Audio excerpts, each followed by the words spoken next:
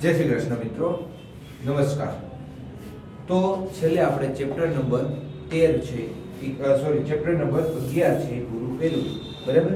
હવે આપણે chapter number 4 પરમાણુનું બંધારણ છે એ જોવાનું છે. તો એ પહેલા પરમાણુનું બંધારણ છે એ સમજવું છે, તો એની પહેલા થોડીક વાત છે આપણે ચેપ્ટર નંબર 3 ની કરીએ, બરાબર. પરમાણુ અને અણુઓની. તો આપણને ખ્યાલ છે કે ચેપ્ટર 3 ની અંદર એવું કીધું કે દ્રવ્યનો નાનામાં નાનો જે કણ છે એ કયો છે, તો કે પરમાણુ. પછી તો કે પરમાણુનું વિભાજન શક્ય નથી. આવું કોણે કીધું? તો કે ભારતીય ફિલોસોફર અથવા તત્વચિંતકો. કોણ? તો કે મહર્ષિ કણાદે. ત્યારબાદ એને વ્યવસ્થિત રીતે કોણે આપ્યું? તો કે પકુધા કાત્યાયમે. ત્યારબાદ બીજા જે વૈજ્ઞાનિકો હતા લેવોઝિયર, અને એને પણ આ વાતને છે મહત્વ આપ્યું કે, અને એને શું નામ આપ્યું? તો કે એને નામ આપ્યું પરમાણુ. મતલબ કે કોઈ પણ તત્વને તમે વિભાજન કરતા જાઓ તો છેલ્લે એવું કોણ મળશે કે જેનું વિભાજન છે એ શક્ય નથી મિત્રો, બરાબર. એની ઉપરથી આપણને ખ્યાલ પડ્યો, અને એની ઉપરથી એક ભાઈએ થિયરી આપી, જે 6 જે એના મેઇન ટોપિકો હતા. એ ટોપિકો કયા હતા મિત્રો? તો કે ડાલ્ટનની અભિધારણાઓ તરીકે પણ ઓળખાણી મિત્રો, બરાબર. તો હવે જોવાનું છે આપણે કે આ જે દ્રવ્યની રચના છે એમાં કોનો હાથ છે મિત્રો? કોણ હોય છે દ્રવ્યની રચનાની અંદર? તો કે પરમાણુઓ અને અણુઓ હોય છે. કોણ હોય છે? પરમાણુઓ અને અણુઓ મળીને શું બને છે મિત્રો? દ્રવ્યો બને છે. નહીં કે એનું દ્રવ્યનું બંધારણ, બરાબર, એવું કહેવામાં આવ્યું છે. એટલે કે જુદા જુદા દ્રવ્યોનું અસ્તિત્વ છે બંધારણ કરતા કેનું બનેલું છે? પરમાણુઓને કારણે બનેલું છે. ત્યારબાદ તમને ખ્યાલ છે ડાલ્ટનની અભિધારણા ઉપરથી બે મહત્વના એક પ્રશ્ન છે કે, અથવા તો કહી શકાય એની ધારણાઓ છે કે દરેક તત્વ છે એનો પરમાણુ છે મિત્રો જુદો જુદો છે, બરાબર. એની સાઈઝ જુદી જુદી છે, એનું દળ જુદું જુદું છે. એવું કોણે કીધું? ડાલ્ટન. ત્યારબાદ ડાલ્ટને એવું કીધું, સોરી ડાલ્ટનના નિયમો ઉપરથી એવું કહી શકાય કે ખરેખર પરમાણુ છે એ અવિભાજ્ય છે, મતલબ કે એનું વિભાજન શક્ય નથી, એના પછી નાનો કણ તમને પ્રાપ્ત થાય નહીં, એવું કીધું ડાલ્ટન. મતલબ કે એના ઉપરથી આપણે કહી શકીએ. ત્યારબાદ શું એની અંદર કોઈ બીજા નાના ઘટકો આવેલા છે પરમાણુની અંદર, કે છેલ્લો પરમાણુ જ છે, બરાબર? એના વિચારો આપણને છે મગજમાં આવે છે. તો 19મી સદીના અંત સુધીમાં બંધારણ અને તેના મુખ્ય ગુણધર્મો સમજાવવા બહુ બધા અઘરા હતા. બધા વૈજ્ઞાનિકો માટે આ લાગુ પડતું કે ભાઈ આ પરમાણુ છે એ છે શું, એની અંદર કઈ છે કે નહીં, એના ગુણધર્મો શું છે એ સમજાવવું બધા વૈજ્ઞાનિકો માટે ટફ હતું. શું? શા માટે? તો કે અંદર શું છે એ જાણતા હતા નહીં, બરાબર. ત્યારબાદ મિત્રો હવે આવે છે પરમાણુનું બંધારણ, બરાબર. દ્રવ્યમાં રહેલા વીજભારિત કણો. શું આવે છે મિત્રો? ટોપિક છે દ્રવ્યમાં રહેલા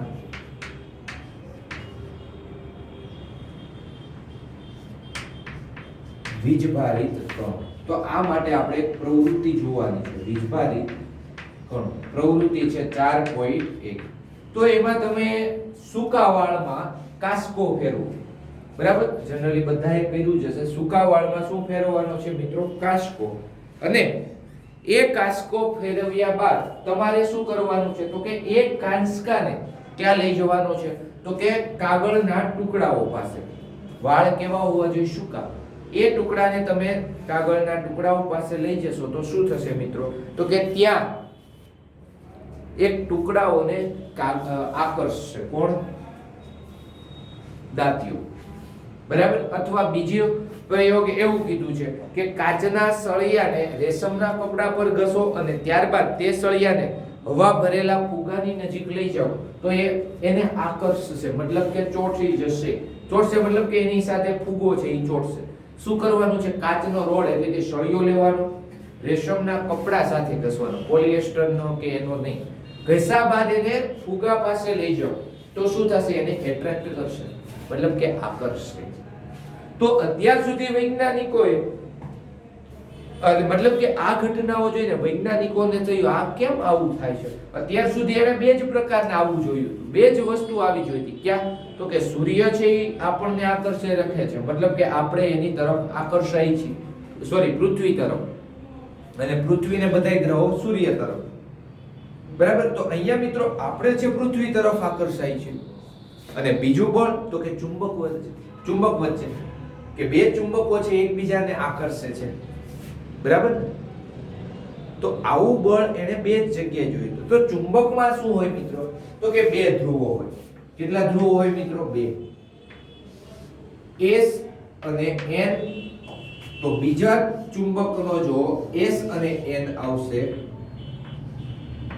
બરાબર, તો બે ચુંબકના વિરોધી જે હોય છે કે ધ્રુવો એ આકર્ષે, અને સમાન ધ્રુવો છે, મતલબ કે અહીંયા હું S રાખીશ, આ છેડાને ઉલટો ફેરવી દઈશ, S અને N થઈ જશે તો અપાકર્ષે. બરાબર. તો ચુંબકમાં આ રીતે ઈ વર્ક કરે છે.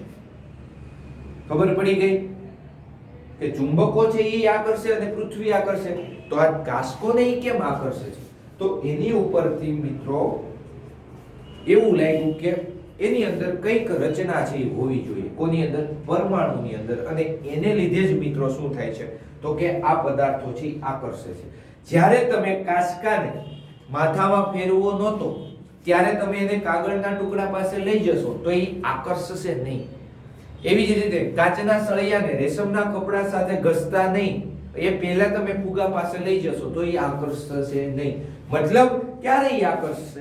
તો કે જ્યારે તમે એને ઘસો છો રેશમના સળિયા રેશમના કપડા સાથે સળિયાને અથવા તો સૂકા વાળ સાથે દાંતિયા, ત્યારે એની અંદર અમુક વીજભાર આવી જાય છે મિત્રો, ઇલેક્ટ્રિકલી વીજભાર. બરાબર.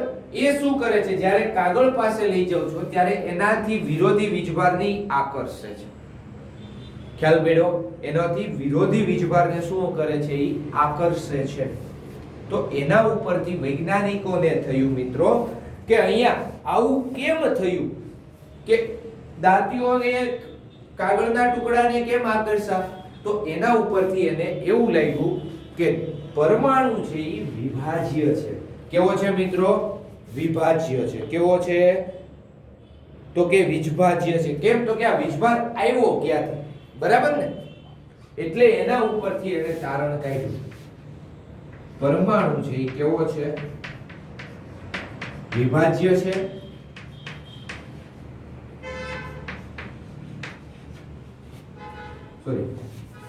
વિભાજ્ય છે. મતલબ કે એનું વિભાજન થઈ ગયું છે. એને શેનો બનેલો છે? તો કે એ વીજભારિત કણોનો બનેલો છે. કોનો? વીજભારિત કણો. કયા વીજભારિત કણો એ જોઈએ? એમાં S અને N નથી. બરાબર.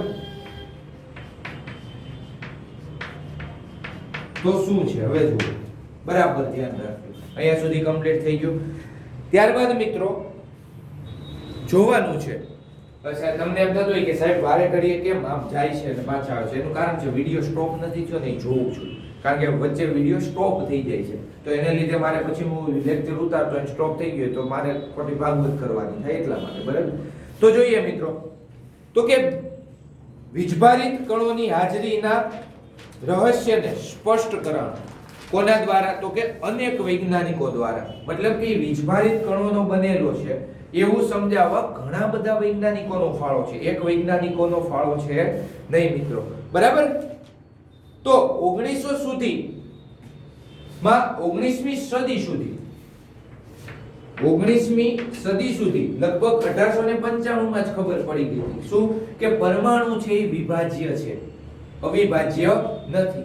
બરાબર. 19મી સદીમાં ખબર પડી ગઈ હતી કે પરમાણુ છે એ કેવો છે? વિભાજ્ય છે. મતલબ કે અવિભાજ્ય નથી, એનું વિભાજન થઈ શકતું નથી. એવું નથી મિત્રો. બરાબર. 19મી સદીમાં પરમાણુ છે એ કેવો છે? તો કે અવિભાજ્ય નથી અથવા તો વિભાજ્ય છે. પરમાણુ વિભાજ્ય છે એટલે કે અવિભાજ્ય નથી એવું પણ બુકમાં આપ્યું છે. બરાબર. તો એ અવપરમાણ્વીય કણ ઇલેક્ટ્રોનનો બનેલો છે. ઓછામાં ઓછો એક અવપરમાણ્વીય. હવે સાહેબ અવપરમાણ્વીય કણ એટલે શું એ સમજાવો. તો m એટલે કે પરમાણુની અંદર રહેલા કણોની સંખ્યા કે સબ એટોમિક પાર્ટિકલ્સ એવું લખ્યું છે. જો બુકમાં તમે જોશો તો ઇંગ્લિશમાં લખ્યું છે સબ એટોમિક પાર્ટિકલ્સ, મતલબ કે એટોમિકની અંદર આવેલા છે. એના બંધારણમાં શું છે તો કે ઓછામાં ઓછો શું હોઈ શકે, એક ઇલેક્ટ્રોન. એવું કોણે કીધું તો કે જે થોમ્સન, કે જે વૈજ્ઞાનિકના 7 સ્ટુડન્ટ નોબેલ પ્રાઇઝ જીતી ચૂક્યા છે. એમાં એનો એક છોકરો પણ છે. અને વૈજ્ઞાનિક અને દુનિયાના એકમાત્ર એવા સાયન્ટિસ્ટ છે કે એની પાસે અને એના છોકરા બંને પાસે શું છે, નોબેલ પુરસ્કાર છે, જે થોમ્સન. અને બંને પાછું એક જ વસ્તુને બે વાર બતાવીને લીધો છે. મતલબ કે એક વ્યક્તિ કહે છે કે આવી રીતે છે આ વસ્તુ એની ઉપર છે, અને બીજો કહે છે હા એમ હોય તોય ભલે રહી, પણ એ વસ્તુ આના તરીકે વર્તે છે. એ આપણે ધ્વનિની અંદર વાત કરશું, બરાબર? તો આપણે નો ડાઉટ એની વાત નથી કરતા, એ યાદ રાખવાનું નથી, ખાલી સમજવા માટે હતું. તો જે થોમ્સને શું કીધું તો કે પરમાણુ છે, કોઈ પણ પરમાણુ એની અંદર ઓછામાં ઓછો એક અવપરમાણુય કણો હોય. ઓછામાં ઓછો કેટલો? એક. ઓછામાં ઓછો એક અવપરમાણુય કણ. એટલે એને કીધું, હું અહીંયા અવપરમાણુય કણ લખું છું, અને એ કયો હોઈ શકે તો કે ઇલેક્ટ્રોન. એવું કોણે કીધું મિત્રો તો કે જે થોમ્સને. અથવા તો બીજી રીતે પૂછે, ઇલેક્ટ્રોનની શોધ કોણે કરી? જે થોમ્સને કરી. કોણે મિત્રો? જે થોમ્સને. ખાસ ધ્યાન રાખજો. ત્યારબાદ જે થોમ્સને મિત્રો ઇલેક્ટ્રોનની શોધ કરીને એની પહેલા એક ભાઈ છે ગોલ્ડનસ્ટાઇન, બરાબર? એનું નામ શું છે? ગોલ્ડસ્ટીને કીધું છે, અને તમે ગોલ્ડનસ્ટાઇન પણ કહી શકો, બરાબર? તો ગોલ્ડનસ્ટાઇને એની પહેલા એક પ્રયોગ કર્યો, અને એમાં એને વીજભારિત વિકિરણની શોધ કરી. હવે વિકિરણ એટલે કે કિરણો, પણ એ કિરણો કેવા હતા તો કે ધન વીજભારિત હતા મિત્રો. અને એને નામ આપ્યું હતું કેનાલ કિરણો. તો કેનાલ કિરણો છે એ કોણે શોધ્યા તો કે ગોલ્ડનસ્ટાઇને, બરાબર? કોણે શોધ્યા?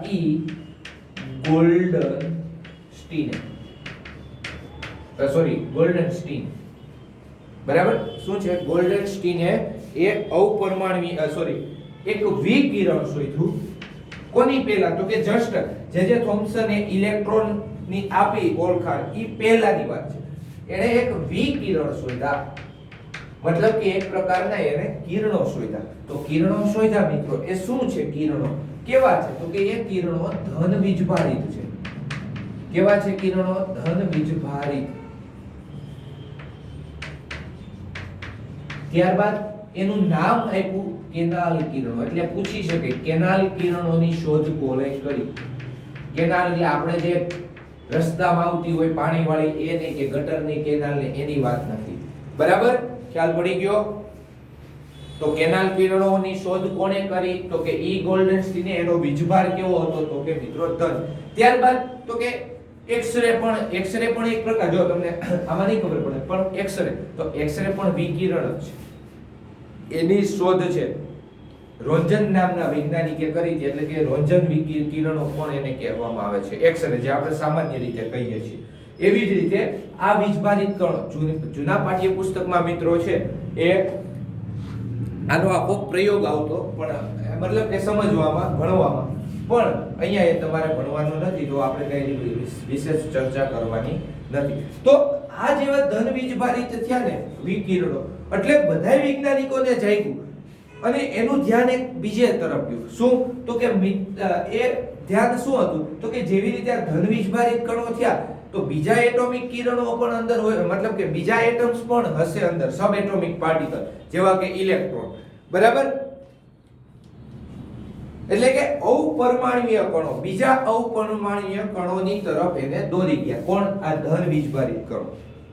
આ પ્રયોગે એને બીજા અન્ય અવપરમાણુય કણોની માહિતી મળી શકે છે, એટલે ઈ તરફ એને સંશોધન આદરી દીધું, બરાબર? અને એક નવા અવપરમાણુય કણ ઇલેક્ટ્રોનની શોધ થઈ ગઈ. ત્યારબાદ થોડા સમય પછી ઇલેક્ટ્રોનની શોધ થઈ. એના થોડા સમય પછી શેની શોધ થઈ મિત્રો? પ્રોટોનની થઈ ગઈ. શેની? પ્રોટોનની. અને આ પ્રયોગ ક્યારે થયો તો 1886 ની અંદર. કયો? આ ઓકે. ત્યારબાદ મિત્રો સામાન્ય રીતે કોઈ પણ કિરણો છે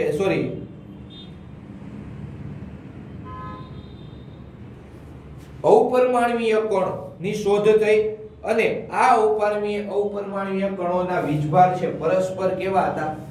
વિરુદ્ધ. પણ એની તીવ્રતા કેટલી હતી? તો કે ઇલેક્ટ્રોન જેટલી.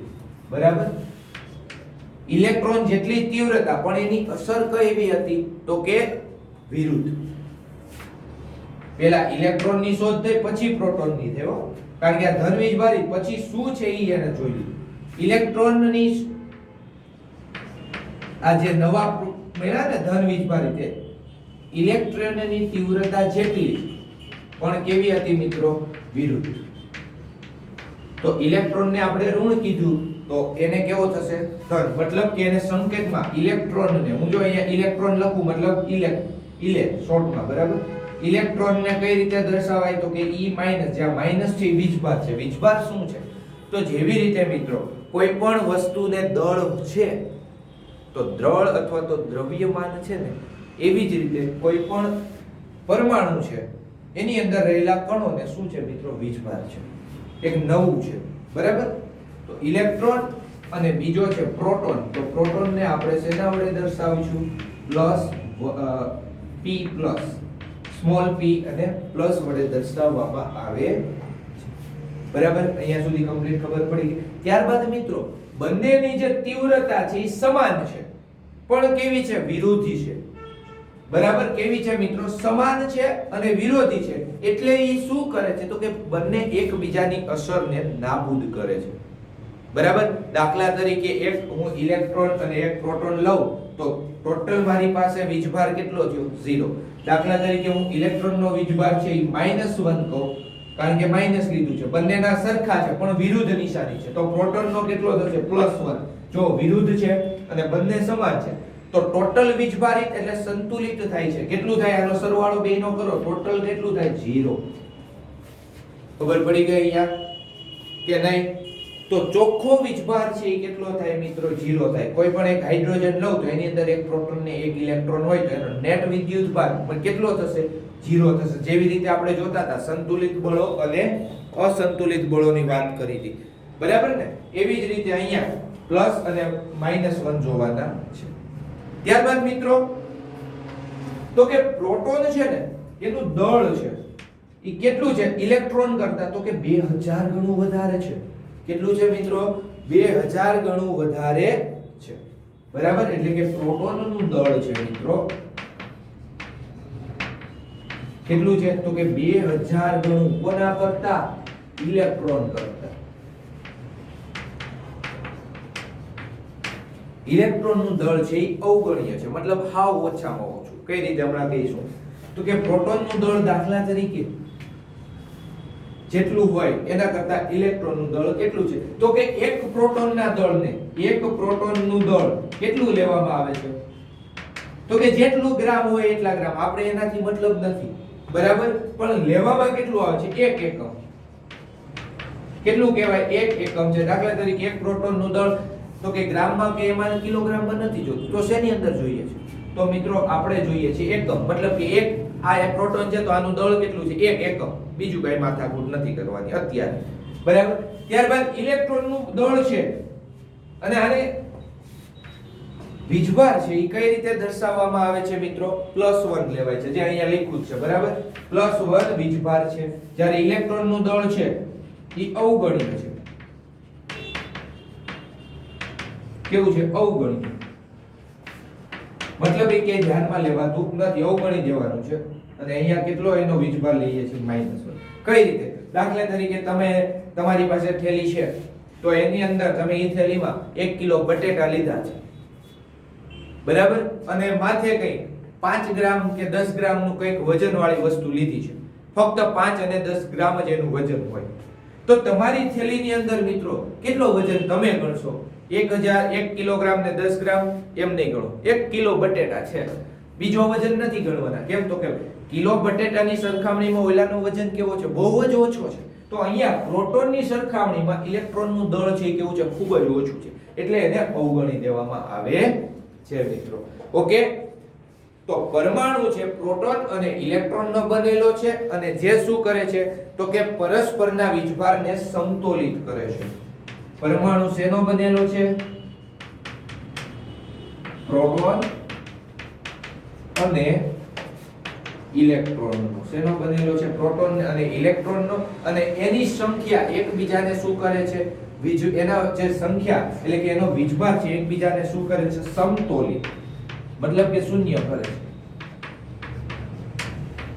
કઈ રીતે? જુઓ, તમે ત્રાજવા લ્યો તો ત્રાજવામાં એક બાજુ વજનિયું મૂકવામાં આવે, એક બાજુ જે વસ્તુ જોખવાની છે, બંનેનું સમતોલન થશે ત્યારે જ વજન વાળો કાંટો વચ્ચે દેખાશે. તો અહીંયા બંનેનું સમતોલન મતલબ બંનેની સંખ્યા, દાખલા તરીકે 5 5 હોય તો એકની +5 બીજાની -5, તો ટોટલ કેટલું થયું મિત્રો? 0. હવે એકની સંખ્યા હું 6 લઉં તો 5 વત્તા 2 નો સરવાળો કરો તો કેટલા આવશે? તો કે સાહેબ અહીંયા -1, મતલબ કે એક ઇલેક્ટ્રોન વધારે છે, અસંતુલિતતા છે. અથવા તો પ્રોટોન વધારે હોય, આ 7 હોય અને આ 6 હોય તો કેટલા આવશે? +1 આવશે. બરાબર ને? તો અસંતુલિતતા થઈ. પણ દરેક પરમાણુમાં મિત્રો આ બંને કેવા હોય છે? સમાન હોય છે. ત્યારબાદ એવું પણ જાણી શકાણું છે કે પ્રોટોન છે ને ઈ પરમાણુની અંદરના ભાગમાં હોય છે. પ્રોટોન ક્યાં હોય છે મિત્રો? પ્રોટોન પરમાણુની અંદરના ભાગમાં હોય છે. જ્યારે ઇલેક્ટ્રોન છે એ ક્યાં હોય? તો કે પરમાણુની બહારના ભાગમાં. ઇલેક્ટ્રોન ક્યાં હોય? તો કે બહારની ભાગમાં હોય. ત્યારબાદ એક સરસ મજાનું ઉદાહરણ, અથવા એવું કહી શકાય જ્યારે કોઈ રાસાયણિક પ્રક્રિયા થાય છે ત્યારે ઇલેક્ટ્રોનની જ આપલે થાય છે. મતલબ કે ઇલેક્ટ્રોનને તમે ધારો ને તો દૂર કરી શકો પરમાણુમાંથી, કે મારે એક ઇલેક્ટ્રોન નથી જોતો તો એને તમે દૂર કરી શકો થોડીક ઉર્જા આપીને. પણ પ્રોટોનને ક્યારેય તમે દૂર કરી શકો નહીં. બરાબર? તો પ્રોટોન છે એને સહેલાઈથી દૂર કરે, મતલબ કે દૂર થતો નથી. તો હવે મિત્રો આ પરમાણુનું બંધારણ છે કેવું હોય? મતલબ કે એની અંદર કેવી રીતની રચના હોય? આ પરમાણુ છે અંદરના ભાગમાં છે પણ એની ગોઠવણ કેવી હોય? ઇલેક્ટ્રોનની ગોઠવણ કેવી હોય? એ છે આપણે સમજવાનું છે. તો ઓકે, પરમાણુ વિશે માહિતી મળી ગઈ. તો પરમાણુ છે શેના બનેલા છે? તો કે સબ એટોમિક પાર્ટિકલ, મતલબ કે અપરમાણુય કણોના બનેલા છે. મતલબ કે નાના નાના બીજા કણો આવેલા છે એની અંદર. બરાબર? એ ફક્ત પરમાણુની અંદર જ જોવા મળે. ત્યારબાદ એ પરમાણુ કયા છે? એ જે અપરમાણુય કણો છે, ઘટકો છે, એ કયા છે? ઇલેક્ટ્રોન અને પ્રોટોન. ઇલેક્ટ્રોનને E- વડે દર્શાવશું, પ્રોટોનને સ્મોલ p+ વડે દર્શાવશું. કેમ? તો કે એના વીજભાર વિરોધી છે. બરાબર? ત્યારબાદ બંનેની જે તીવ્રતા છે વીજભારની ઈ સમાન છે પણ વિરુદ્ધ દિશામાં છે, એટલે કે વિરુદ્ધ નિશાની લઈશું. બંનેનું દળ છે તો પ્રોટોનનું દળ ઇલેક્ટ્રોન કરતા 2000 ગણું વધારે છે. મતલબ કે પ્રોટોન 2000 કિલોનો હોય ત્યારે કેટલા ઇલેક્ટ્રોન હોય? 1 કિલોનો હોય. બરાબર? એટલે પ્રોટોનનું દળ છે એને 1 એકમ કહેવાનું છે અને ઇલેક્ટ્રોનનું દળ છે એને કે અવગણ્ય છે, મતલબ કે ગણવાનું નથી, એટલે એને -1 લેવાનું છે. પરમાણુ છે એ પ્રોટોન અને ઇલેક્ટ્રોનનો બનેલો હોય છે. વીજભારિત સમતોલિતતા આપે છે. આ બંને અહીંયા કીધું તો એમ 5 +5 -5 0 થઈ જાય. વધારે ઓછું હોય તો એ અસંતુલિતતા કહેવાય. પ્રોટોન ને પરમાણુની અંદરના ભાગમાં હોય છે એવું ધારવામાં આવ્યું છે અને ઇલેક્ટ્રોન છે એ પરમાણુની ક્યાં હોય છે મિત્રો? બહારની ભાગમાં. ત્યારબાદ ઇલેક્ટ્રોનને સહેલાઈથી દૂર કરી શકાય છે પરમાણુમાંથી. બરાબર? તો એ આપણે જોવાનું છે કઈ રીતે છે એ. બરાબર? તો નેક્સ્ટ લેક્ચરની અંદર આપણે ત્યારબાદ પ્રશ્નો જોઈએ. તો પ્રશ્નો એવા કીધા છે બ્લુ કલરના કે કેનાલ કિરણો શું છે? તો કે ધન વીજભારિત કિરણો છે. બરાબર? કોણે શોધ કરી? ઈ ગોલ્ડસ્ટીને વિકિરણ.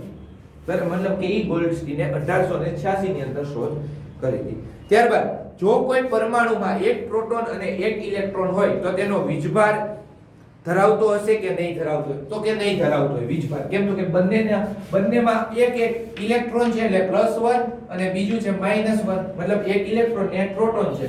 બરાબર? એક પ્રોટોન એક ઇલેક્ટ્રોન, તો સરવાળો બંને સમતોલિત થશે, એટલે કે એની અસર કેવી હશે મિત્રો? શૂન્ય. બે બળો સંતુલિત હોય, એક મતલબ કે બંને બાજુથી સમાન બળો લાગતા હોય તો દોરડું છે આ બાજુ નહીં જાય, આ બાજુ નહીં જાય, એની જ જેમ છે આ. બરાબર? તો અહીંયા સુધી રાખીએ છીએ. નેક્સ્ટ લેક્ચરની અંદર આપણે પરમાણુનું બંધારણ છે એ કઈ રીતે સમજવાનું છે એ જોવાનું છે. કોણે કોણે ટ્રાય કરી આપવામાં, કોણ નિષ્ફળ ગયું, કોણ સફળ ગયું, એની વાત છે એ જોવાની છે. થેન્ક યુ મિત્રો.